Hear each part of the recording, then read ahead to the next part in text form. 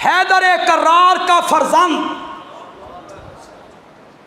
جس کی رگوں میں فاتح خیبر کا خون دوڑتا ہو، جس نے باحیا ماں سیدہ فاطمہ کا دودھ پیا ہو، جسے صحابہ کی تربیت حاصل ہو، جس کا نانا نبیوں کا امام ہو، اگر سامنے کفر ناچ رہا ہوتا، اگر سامنے ظلم ہوتا، نانے کی شریعت بدل رہی ہوتی، حسین آگے جاتا یا پیچھے جاتا؟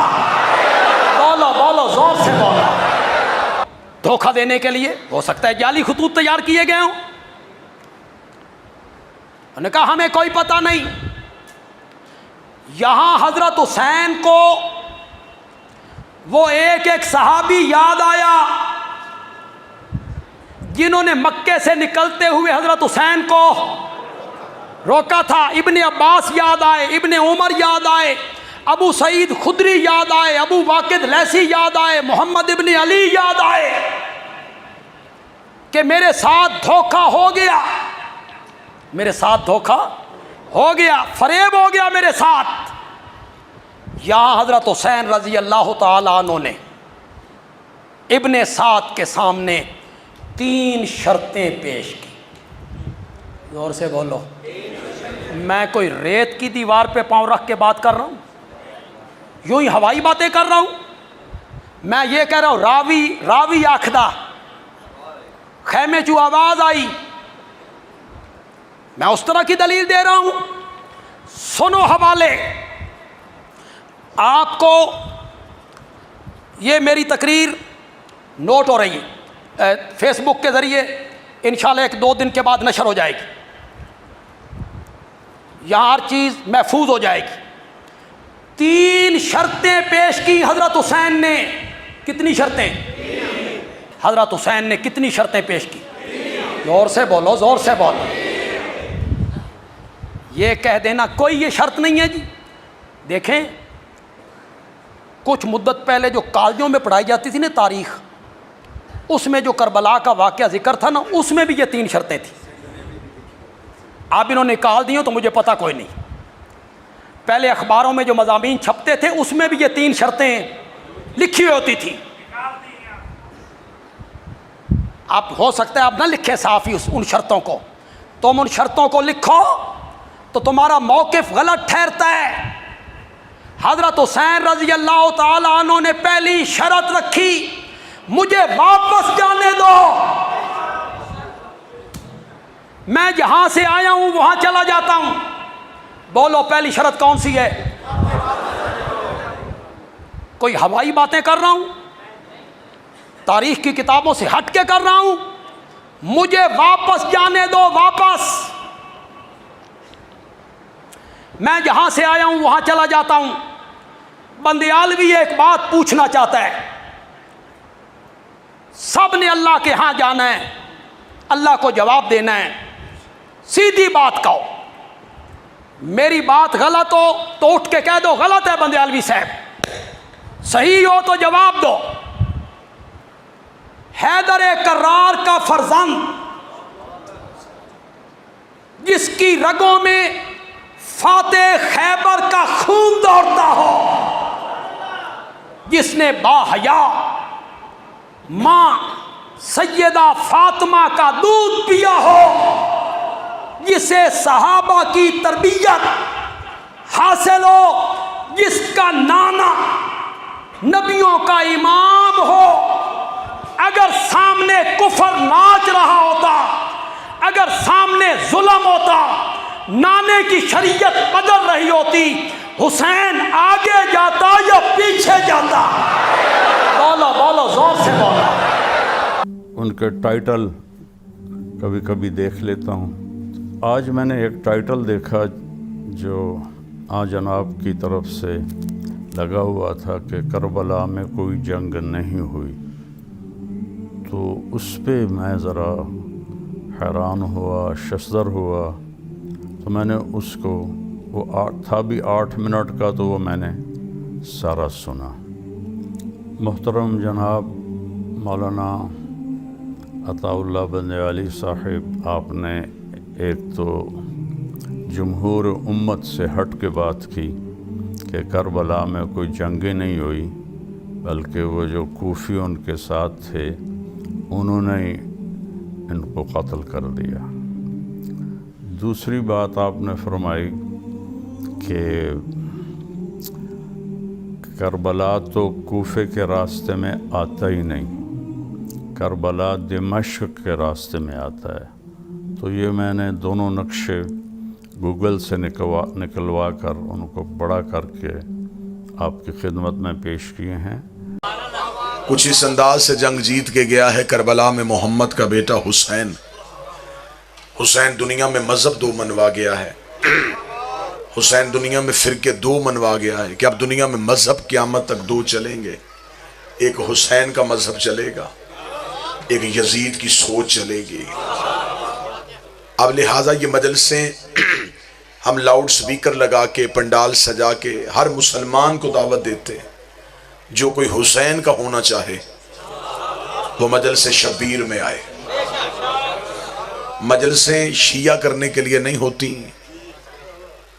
حسینی کرنے کے لیے ہوتی۔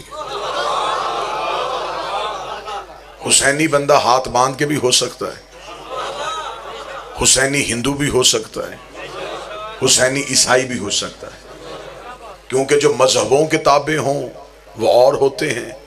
حسین مذہبوں کا محتاج نہیں، مذہب حسین کی وجہ سے ہے۔ لہذا مجلس حسین میں ہر کسی کو آنا چاہیے، ہر کوئی مجلس حسین میں بیٹھے۔ مجلس کے باہر کھڑے ہوئے ہمارے نوجوان جسموں کی تلاشیاں لیتے ہیں، عقیدوں کی نہیں لیتے۔ پوسٹر پہ بانی مجلس ذاکرین کا نام لکھتا ہے، قطن یہ نہیں لکھتا کہ اس مجلس میں سوائے شیعہ حضرات کے کوئی نہیں آ سکتا۔ مجلس حسین سب کے لیے ہے، حسین سب کا محسن ہے، ہر کوئی مجلس حسین میں آئے۔ بعض احباب کے ذہن میں یہ خیال آتا ہے کہ شیعہ خطیب ہے اس لیے بندے مجلسوں میں بلا رہا ہے کہ شاید وہ ہمیں شیعہ کرنا چاہتا ہے۔ میں مجلس کے آغاز میں کہہ رہا ہوں کہ آپ شیعہ نہیں ہونا چاہتے نہ ہوں، مجلس میں آئیں، ذکر میں آئیں، حسین کے بن کے دیکھیں، آپ کو ملے گا کیا؟ اس لیے کہ جو حسین کو قتل کرنے آئے وہ یہودی نہیں تھے، وہ عیسائی نہیں تھے، وہ بھی تو نام نہاد کلمہ گو تھے، وہ بھی تو کلمہ ہی پڑھتے تھے۔ پھر آج کیسے پتہ چلے کہ وہ حسین والا کون ہے، یزید والا کون ہے؟ کیونکہ کربلا میں مسلمانوں کے دو چہرے نظر آ گئے۔ کربلا نے ہمیں بتایا ہے کہ ہر مسلمان حسینی نہیں ہوتا، کچھ مسلمان یزیدی بھی ہوتے ہیں۔ کربلا نے ہمیں بتایا کہ ہر بندے کے اندر حسین نہیں ہوتا، کچھ مسلمانوں کے اندر یزید بھی ہوتا ہے۔ پھر آج کیسے پتہ چلے کہ وہ حسین والے مسلمان کون ہیں، یزید والے مسلمان کون ہیں؟ کیونکہ نماز سے فرق کا پتہ نہیں چلے گا۔ نماز یزید کے لشکر میں بھی ہو رہی تھی، نماز حسین کے لشکر میں بھی ہو رہی تھی۔ کلمے سے پتہ نہیں چلے گا، کلمہ یزید بھی وہی پڑھا تھا، لیکن کلمہ ادھر جو حسین کا تھا اس میں ایک فرق تھا، وہاں علی ولی اللہ نہیں تھا، یہاں علی ولی اللہ تھا۔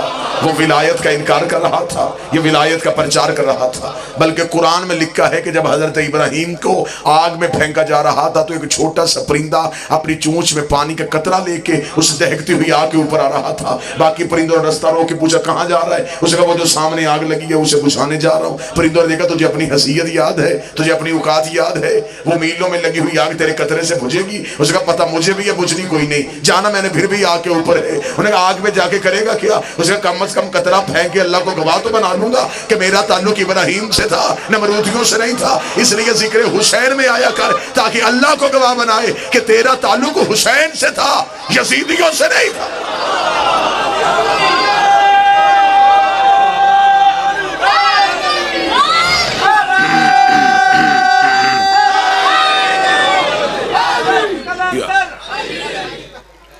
تیرا تعلق حسین سے تھا۔ توجہ فرمائیے گا صاحب،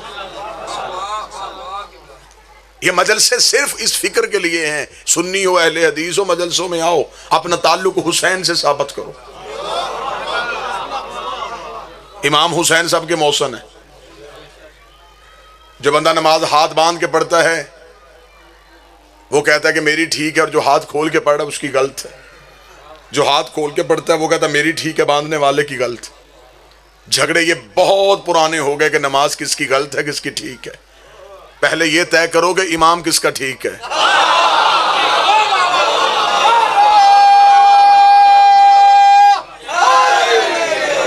نمازیں تلنی ہیں امام کی وجہ سے، نمازیں قبول ہونی ہیں امام کی وجہ سے۔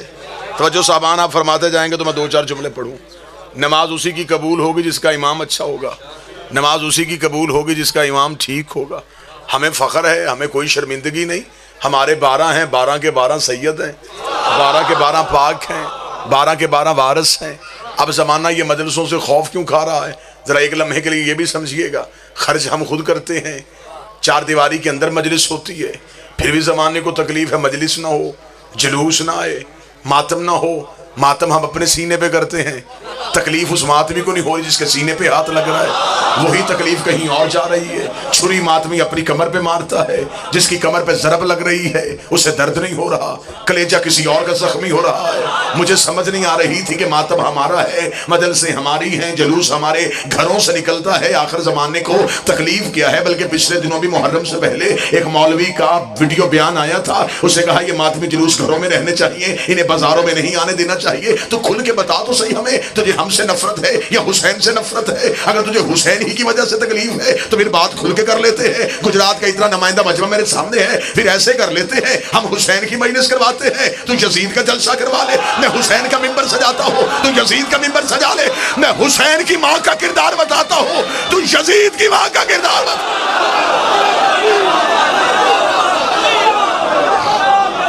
سارے بولا مل کے حیدری،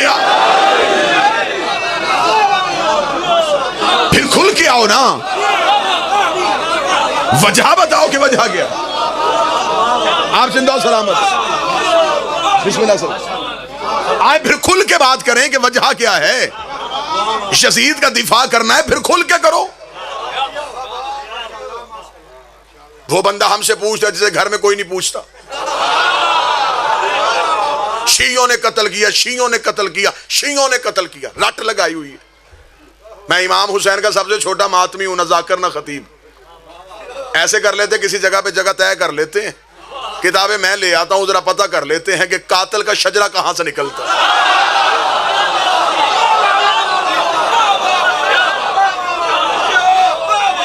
یہ باتیں ختم ہونی چاہیے۔ اس ملک میں مذہب کے نام پہ دشمنی نہیں ہونی چاہیے۔ حسین کے بنو، حسین سب کا محسن ہے۔ اگر فکر حسین کی مخالفت کرنی ہے تو سیدھی سیدھی بات ہے، تو یزید کی حمایت کرے گا۔ کربلا میں تو جسم نہیں آئے تھے، 2 نظریات آئے تھے، ایک نظریہ حسین کا تھا، ایک نظریہ یزید کا تھا۔ کربلا میں جسموں کی لڑائی تھی کب؟ کربلا میں فکروں کی لڑائی تھی، کربلا میں نظریات کی لڑائی تھی۔ ایک نظام حسین کا تھا، ایک نظام یزید کا تھا۔ یزید چاہتا تھا میرا نظام بچے، حسین چاہتا تھا وہ نظام بچے جو اللہ نے مجھے ذات کیا۔ اب یہاں پہ اس بچیتی مجمع کے سامنے تفصیلات کا وقت ہی نہیں ہے، ٹائم مختصر ہے، جلوس کی برآمدگی بھی ہے۔ سوال یہی ہوتا ہے کہ وجہ تنازع کیا ہے، دشمنی کی وجہ کیا تھی؟ دیکھیں 2 بندے آپس میں لڑ پڑیں، درمیان میں کوئی وجہ تو ہوتی ہے۔ آپ بولیں گے تو صحیح نا میرے سے، کسی وجہ سے جنگ ہوتی ہے نا، بغیر وجہ کے تو لڑائی ہوتی نہیں۔ 2 شخص آپس میں لڑے، وجہ کیا ہے؟ پراپرٹی ہے، جگیر ہے، کیا ہے؟ پتہ چلا یہ 2 شخص آپس میں لڑے، ان کے درمیان کیا وجہ تھی؟ آؤ تاریخ سے پوچھیں، حسین اور یزید کی جنگ ہوئی، درمیان میں وجہ کیا تھی؟ تاریخ نے ہمیں کہا وجہ تھی بیعت۔ ہم نے کہا یہ بیعت کون چاہتا تھا؟ حسین چاہتا تھا یزید کرے؟ اس نے کہا نہیں، یزید چاہتا تھا حسین کرے۔ ہم نے تاریخ سے پوچھا پھر حسین نے کی؟ تاریخ نے کہا نہیں، حسین نے انکار کیا، اسی انکار کی وجہ سے یزید نے حسین کا قتل کر دیا۔ تفصیلات کا وقت نہیں، نتیجہ جو 1 گھنٹے کے بعد نکلنا تھا وہ منٹوں میں دینے لگا ہوں۔ یزید نے حسین کا قتل کیا بیعت کی وجہ سے۔ مسجد کے مولوی سے لے کے مرضی کے مولوی کے سر پہ قرآن رکھو، ان دونوں میں سے حق پہ کون تھا؟ وہ کہتا حسین تھا۔ غلطی پہ کون تھا؟ وہ کہتے یزید تھا۔ یزید نے غلطی کی؟ وہ کہتے بالکل غلطی کی۔ کیا غلطی کی؟ وہ کہتے اس نے بیعت کیوں مانگی؟ اس کا بیعت مانگنا غلط تھا۔ اس کا مطلب تو اندر سے مان گیا ہے، جو معصوم سے بیعت مانگے وہ غلط ہوتا ہے۔ نہیں نہیں نہیں نہیں، ابھی وہ ہاتھ اٹھا ہی نہیں جو مجھے چاہیے تھا۔ اس کا مطلب ہے کہ جو معصوم سے بیعت مانگے وہ غلط ہوتا ہے۔ پھر اس کا مطلب تو اندر سے مان گیا۔ صرف یزید غلط نہیں، جس نے حسن سے بیعت مانگی وہ بھی غلط تھا، جس نے علی سے بیعت مانگی وہ بھی غلط تھا۔ اس لیے 26 رجب کو ولید کے بھرے دربار میں کھڑے ہو کے حسین نے جملہ کہا تھا، اور ولید میں اس کی بیعت کروں؟ تجھے نہیں پتا میں علی کا بیٹا ہوں؟ میرا باپ اس جیسے کی نہیں کرتا، میں اس جیسے کی کیسے کر سکتا؟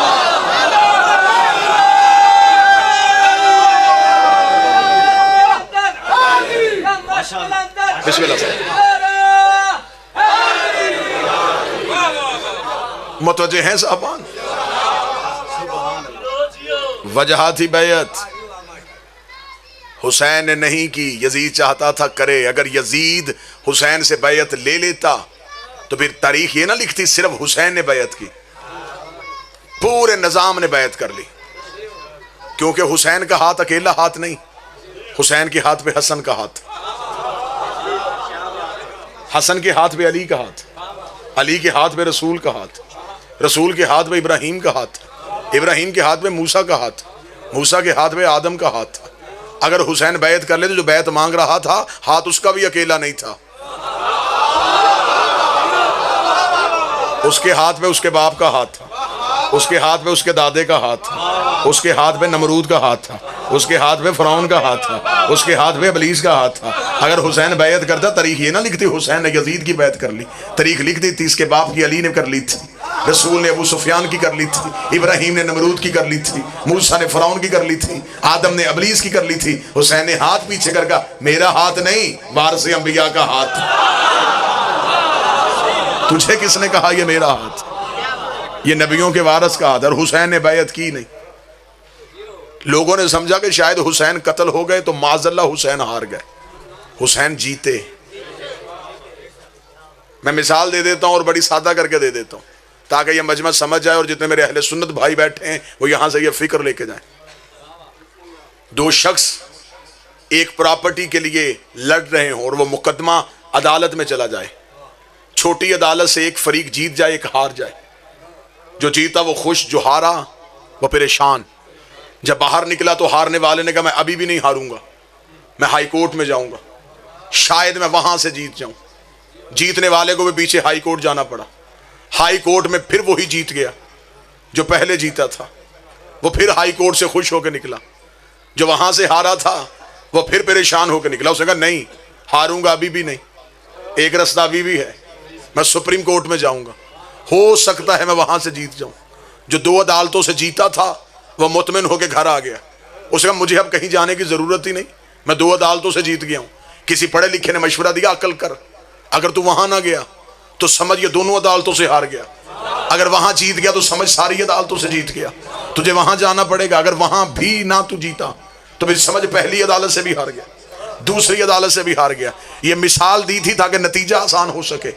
کربلا میں اسلام سپریم کورٹ میں آ گیا تھا، اگر اسلام کربلا میں نہ جیتا تو بدر بھی ہار گیا تھا، احد بھی ہار گیا تھا، خیبر بھی ہار گیا تھا، خندق بھی ہار گیا تھا، جمل اور صفین بھی ہار گیا تھا۔ حسین نے کربلا میں اسلام کو اتنا جوان کر دیا، حسین نے کہا میں نے تیری بنیاد میں اپنا لہو دے دیا ہے، اب قیامت تک تو ہار ہی نہیں سکتا۔ خدا نے کہا تو نے میرا اسلام بچایا ہے حسین، پھر تو اور اسلام علیحدہ نہیں، دین است حسین،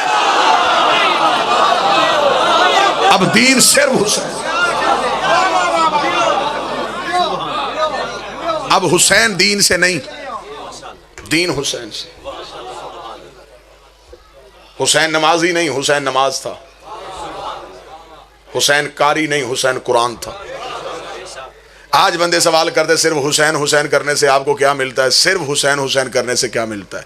جی آپ شیعہ صرف حسین حسین کرتے، یہ میں ہاتھ باندھ کے پوچھ رہا ہوں۔ حر کے پاس نماز تھی، صرف حسین نہیں تھا۔ مجمع بیدار ہو تو میں دو چار جملے نتیجہ کروں گا۔ حر کے پاس نماز تھی، صرف حسین۔ آؤ میں تجھے اس صرف کی اہمیت بتاؤں۔ میں صرف اتنا بتانے لگا ہوں کہ صرف حسین کیا ہے۔ حر کے پاس نماز تھی، صرف حسین نہیں تھا۔ روزہ تھا، صرف حسین نہیں تھا۔ کلمہ تھا، صرف حسین نہیں تھا۔ حر نے کربلا کی ریت پہ لکھ دیا کہ اسلام جیسے اعلیٰ مذہب سے اگر صرف حسین نکال دیا جائے پیچھے سوائے یزیدیت کا رہتا ہی کچھ نہیں۔ بسم اللہ۔ نماز حسین کی وجہ سے،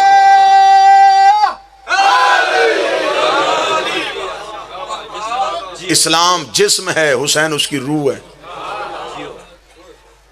اگر کوئی بندہ سر نہ ہلائے زبان کو زحمت دے تو میں جملہ کہوں حسین روح ہے اسلام کی۔ اسلام جسم ہے، جسم سے روح نکل جائے جسم میں بدبو آ جاتی ہے، دین سے حسین نکل جائے دین میں بدبو آ جاتی ہے۔ حسین مالک دین.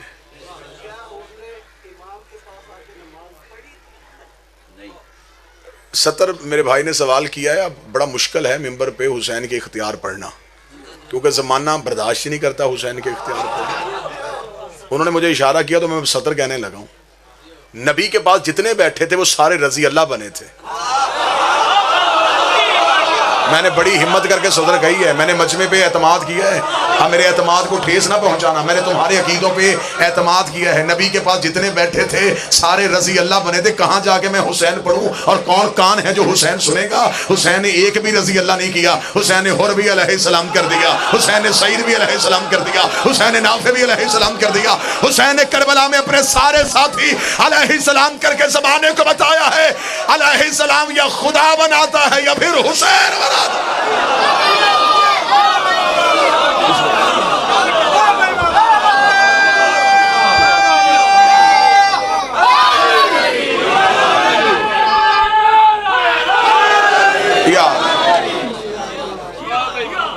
ٹھیک ہے.